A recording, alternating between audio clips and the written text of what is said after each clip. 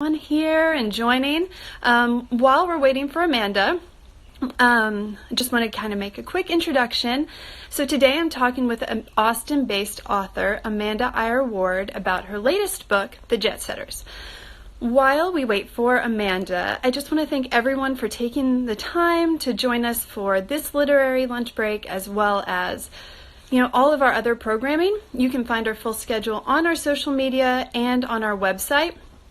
And so this is a new, kind of stream of programming for us, a new platform, and we've been so thankful for all the authors that have taken the time to join us.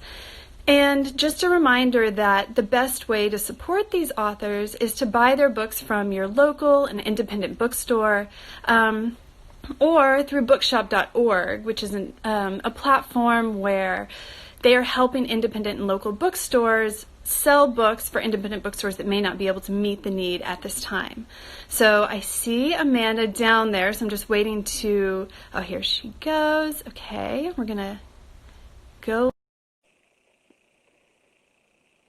She goes, sorry. Okay, we're waiting for her. So did it work? Yes, there you are. I literally 1 minute ago was like, I should read that email from Katie about how this works. Hi. Hi. How are you doing in your house? I see. Sorry. No. I see we all have a lot of books here. Yes. Yes. Can you see me and hear me okay? Yes, I'm turning you up a little. Look at your jaunty scarf. I love it. You're a jet setter. This was about as jet setter as I could find. I was like, I've got something. So, and I love your ears. Thank you. That's my attempt to spice it up. From our home. Okay, so everybody, you can see Amanda's book there in the background, The Jetsetters, right behind her head, and that's what we're talking about today. So let me just read a quick bio, and then we'll get started. Okay, Great. So Amanda Eyre Ward is the author of lots of books: Sleep Toward Heaven, How to Be Lost, Love Stories in This Town, Forgive Me, Close Your Eyes, The Same Sky, The Nearness of You, and The Jetsetters. Her best-selling novels have been featured in People magazine, the New York Times, and more, including Reese's Book Club, which we will talk about. Her work has been optioned for film and television and translated into 15 languages. She lives in Austin, as I mentioned. Your bio says that you currently write every morning and spend afternoons with your children, but I assume things have changed a little bit. Yes, now I fight with my husband for time to be alone. He has moved into the garage, it's his office. He hasn't officially moved in yet, though who knows. And I still am trying to write in the mornings. I work in a little office, which is actually a closet. Yeah. We moved into a house with a beautiful upstairs here that I was going to write in, but I'd always written in a closet from when I was in graduate school because I didn't have anywhere else. And then I wrote for one day in this beautiful room, and I felt like a fraud. I couldn't write a word. So I moved back into this messy closet where I just kind of hide in my pajamas and write every morning. Good. Well, I'm glad you're still able to get some time to write. Yeah. In strange times. Yeah. So I guess first I would just love for you to kind of give a brief synopsis or a teaser of the book for everyone who hasn't read it. I know a lot of people have, no spoilers, of course, and maybe introduce your main characters because it is such an ensemble book. Okay, I'd love to. Mm-hmm. This is my 7th novel, and I was inspired by my friend Andrew Sean Greer.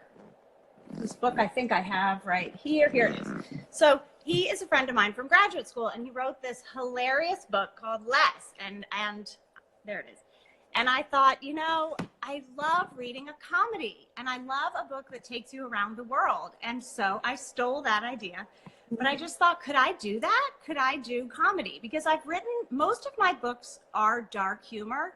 I mean, my first novel has women on death row, but in the first scene, they're having a birthday party for one of them. And all they can get is cream cheese and Tang from the commissary to have a birthday party. So I always had this dark humor. And The Jetsetters was my first try at just going for it. So I realized that when you're writing a book that doesn't have a murder to solve, you really have to go deep with the characters. So it did become an ensemble book, and it's the story of Charlotte, who's a 70-year-old woman who was a single mother and raised her 3 kids, who then kind of flew the nest. And now she lives in Savannah, Georgia, where she drives her golf cart around and eats Triscuits, cheddar, and Chardonnay for dinner with her cat, Godiva. And she dreams of both being close to her kids again, but also finding love for herself. And I wanted to explore the desires of women at all ages, especially at a certain age, and that's Charlotte's age. So she writes a sexy essay about her past to try to win a cruise from Athens, Greece to Barcelona, Spain. And when she hears she's won, she invites her 3 adult children along. She basically forces them to go. So there's Lee, who is pretending to be a famous actress in Los Angeles, who says, oh, I'm just going to be on Law and Order SVU. I just got a spot. I just got a role. And it's all a lie. She's living out of her leased Prius, and her career is a disaster. So there's Lee. And then there's her sister, Reagan, who is married and seemingly has this perfect marriage and a big house with 3 kids. But she is desperate and drowning in misery and wants out and doesn't know how to get out. And we first meet her in Walmart as she's standing in front of the Rat X rat poison, wondering what that would do to her husband's coffee in her life. And the last character is Cord, who's a gay man who's in love and engaged to a young man named Giovanni. And he's a recovering alcoholic, Cord. Ooh, we got some hearts. Did you see? I know. Yeah. Cord has not come out to his family yet, especially his mother. So he's an adult man with this big secret he's lugging around, and it's killing him. So they're all trapped on a 10-day Mediterranean cruise. Mm-hmm. That's it. And then, oh wait, did you go through all the characters? You did. Also, maybe you could talk about Giovanni, because he seemed like such a perfect character, and also Minnie. Even though she's not present, she's always present. Those were the 2 characters. I was like, they're so good. Oh, I love that. Thank you. Did you say Minnie? Yeah. Oh, awesome. So we meet Charlotte. You know, it's kind of a longer story, Claire. I handed in the book and I thought it was done and hilarious and moving. And I went to a writing residency in Tennessee at Sewanee, and I thought I was going to start a new book. And my editor called me. There was no cell coverage. So I drove over to Sewanee to get the phone call, expecting praise. And my editor said, the book is not that great. The characters don't feel real to me at all. I was devastated. And I was just talking to my friend Leah Stewart, who was there with me in Tennessee. And she said, I remember you crying outside the Piggly Wiggly because you thought the Jetsetters couldn't be fixed. And yet it was sold. So I had to fix it. And I didn't know how. So I asked all my friends. And it was Doug Dorst, an Austen writer, who said, look, take what your character is most terrified of and make them face it. And then they become complex and deep. So Charlotte's biggest fear was being alone. And so I started the book with her at her best friend Minnie's funeral, because I thought, well, that's the way to explore her biggest fear, because everybody's left her little by little, kind of her own fault. And now she is truly alone. So Minnie was her best friend for all these years. And you're right, kind of comes back. She's with her in her consciousness all the time. Because all these years she encouraged Charlotte to tell her sexy secrets and to go for it. And now that she finally is, Minnie's not there to hear about it anymore. Yeah. And Giovanni is my favorite character. You can probably guess where that love story came from. Yeah. And Giovanni is just vulnerable and open and believes in love and believes 100% in Cord. So when Cord can't come out to his family and he starts to let down Giovanni's just stunned. He always expects the best from people. And I've already sold another book that's not about these characters, but I keep dreaming of a book called Giovanni in Hawaii. I would read that book. I want to write that book. I want to go to Hawaii and imagine. My thought was that Giovanni could fall in love with a performer, like a Hawaiian singer, and he's leaving Cord, but all of the Perkins family are going to fly in and stop the wedding. Yeah. So who knows? Who knows? Right there. Well, so speaking of going to Hawaii, I know you've talked about this a lot, but maybe talk about some of your research. And by research, I mean the cruise you went on. I mean, I have written so many books set in tough and complex places. And as for the last 20 years, I've interviewed people in prisons and in prison towns for Sleep Toward Heaven. I went to the townships of South Africa for Forgive Me. I went to the border for a year to interview the kids, the unaccompanied minors, for The Same Sky. And it was my sister Sarah who said to me, why don't you write a book set on a cruise ship or a spa? What are you doing?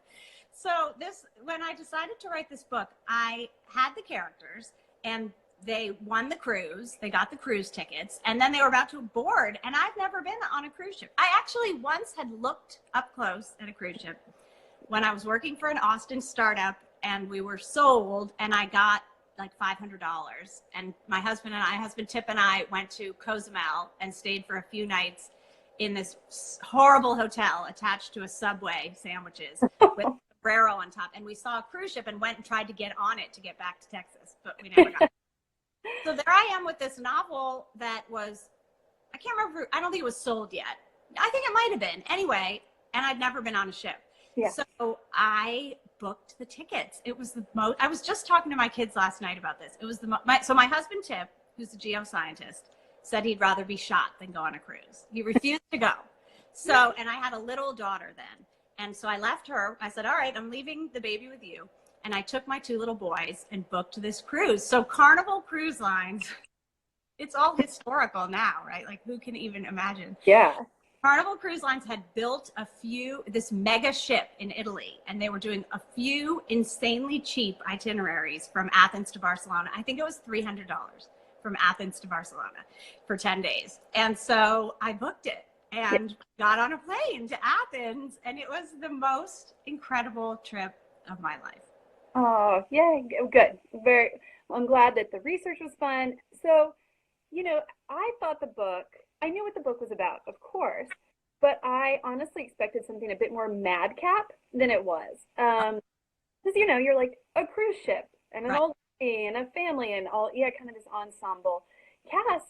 And while I was reading it, while there are very funny moments, I also was thinking of like A Room with a View and Death in Venice. It kind of had this, while very funny side, this kind of very sad side. And so how did you really speak to these contrasting tones?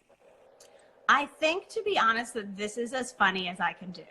There were times that I had refugees in the water, because cruise ships have to take refugees if they come across them and they're in trouble, and they take them onto cruise ships. So I had a whole storyline of refugees, and my editor said, this is your fun book. Like, you literally would be competing with yourself from The Same Sky. And this is not the book to explore that. It's a distraction. So it's a great question, Claire, because it was something that was very hard to do, because I wanted them to be real. I wanted to allow the book to go where it needed to go, but it's very hard to find the right tone. You don't want to be making fun of them, but you don't want to be maudlin. And again, I would say that Andy's book Less helped teach me that. I mean, his main character has a lot of deep-seated problems, and yet you're with him. So I think that I tried to just make you relate to the characters and love them, and then readers hopefully would go anywhere with them. But it was almost a matter of page by page. And I had to add more of the quiet internal moments. I tend to write my characters moving along very quickly and having banter and then just going. And my editor asked me to just slow down and say, why would Lee react in that way? And I'd say, well, it was a childhood, moment, and that's why she's reacting in this way now. And my editor would say, we need that moment. You have to write it. So especially the childhood moments were painful and dark, because they were with an alcoholic dad, and it was hard. And that's part of what makes, I think, their joy hard-won and worthwhile. So I hope it worked, that the darkness made the pieces of joy that much brighter. That's the hope, anyway. That's a good way to put it, and I would say that's definitely true. As I was getting to the end, I was like, oh, how is this going to turn out? No spoilers, though. But I think that's a good way to put it, and I think that's a good segue to talk about the really big. Anne was here. She just joined us. Hi. Sorry. The topic is, addiction and sobriety. I mean, that kind of comes up over and over again. And I was very impressed about how you talked about alcoholism, addiction with compassion. I mean, kind of like you're saying, it's still relatable. You don't make fun of them, even though there are funny moments. And I know that you have a book coming out in June, The Sober Lush. So maybe, maybe you could talk about these two things, talk about that as a theme, and then tell us about your upcoming book. Yeah, I'd love to. I mean, addiction is something that I've gotten a lot of letters about the book saying, wow, you sure write about addiction as if you know about it. Mm-hmm. And I do. I grew up with an alcoholic dad who's now sober, and I also am now sober. And a lot of getting sober is funny and beautiful and dark and wild, and that journey. On Easter, I will have been 5 years sober.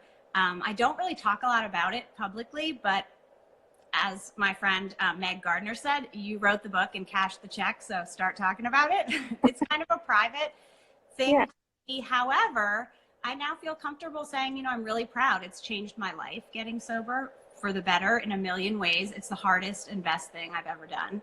Mm-hmm. And so in my early days of sobriety, Kathy Blackwell from Texas Monthly introduced me to her sober friend, Jardine LeBaire, and who wrote White Fur, which is, I think I have right here, there it is, which is this incredible book. And I already was a fan of Jardine's beautiful writing, but I went to her house and we drank coffee, and she is such a glamorous, amazing person. And I sort of thought, oh, that's what I want. That's the sobriety I want. And I hadn't really seen that as a model before. I had seen basements with coffee and sadness, which is a really important part of the process. But I also wanted to still be wild and debaucherous and creative and dangerous. And so we wrote this book, The Sober Lush. I have to tell you the tagline because it's what it's about. A hedonist guide to living a decadent, adventurous, soulful life, alcohol-free. So it's less of a memoir and more just some crazy things we learned to do to bring joy back to our lives after sobriety. Oh, I love that. Hopefully you and Jardine will come back on in June. Yes. Out, because that would be fabulous. We just got a June 10th date at Book People, but I don't know. Yeah, hopefully. We'll see. Yeah, we're actually writing an essay together today for the Washington Post about how quarantine is a little bit like the early days of sobriety.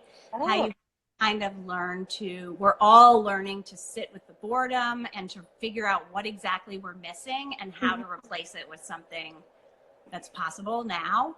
And sort of re-envisioning our lives to make them what we want them to be. So yeah. Oh, that's great. We'll keep an eye out for that and we'll share. When is that coming out?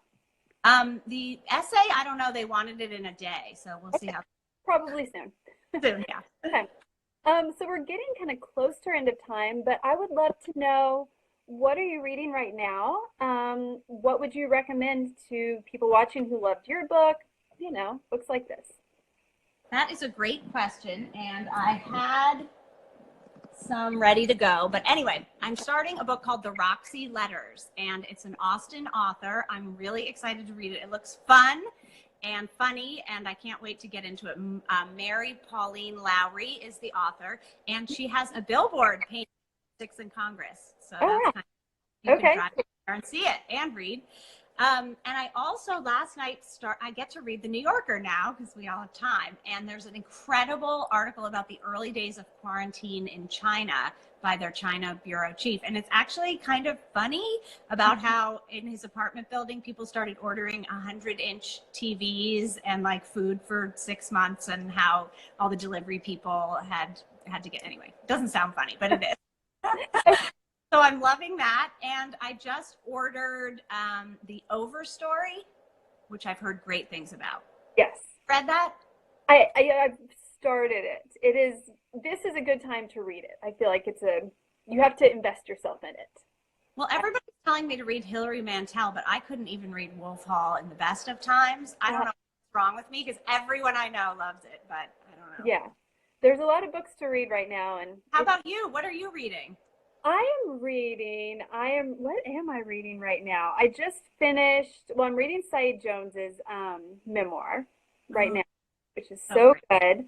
I And then, just tweeted about him. I don't know him. yeah, I just met him at that Kirkus Awards, yeah. but he got a new rescue dog and he's tweeting pictures of like meeting Caesar, this dog, and it's the most beautiful thing on the internet right now. Okay, So, I look go at that.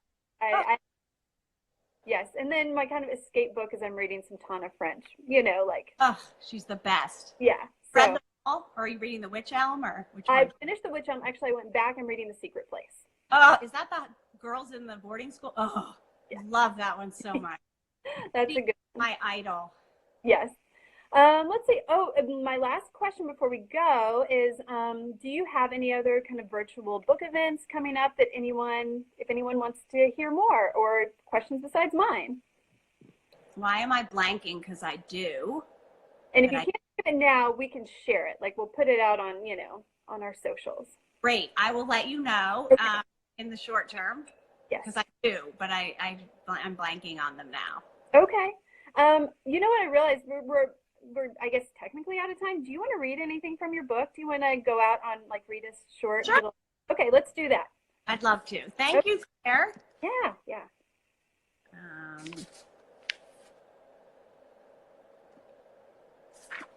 okay, I'll just read the beginning. The prologue, Hilton Head Island, 1983. The large oil portrait of Charlotte and her children began with a photo snapped on a Hilton Head Island beach at sunset. Charlotte wanted the night to be perfect.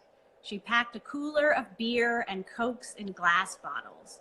They were sunburned, lightheaded. Winston considered himself an amateur photographer. In the portrait, Charlotte looks happy, but not too happy. She is 39, thin and sunburned, perched on a blanket in the sand. Her 3 children surround her. Lee, blonde hair wispy in the salt-smelling wind. Cord, dressed in seersucker shorts and a white polo shirt. And baby Reagan, barefoot in a sundress. Lee, just 6, was eager to please. She read her parents like a ghost story, alert for danger. Winston had spent the day in their vacation villa smoking cigarettes and watching television. Although he had showered, he still smelled sharp. Lee had thought the weekends when Winston was home were the worst. She was wrong. Lee smiled with brilliance, hoping to make her father proud. This day and the 2 more excruciating days that followed, days of sand and beer-scented misery, would be the last time Lee went on vacation with her mother and siblings, until 32 years later, when they became Jetsetters. Yay. And I love this internal art. I don't know if you saw that in the Yeah.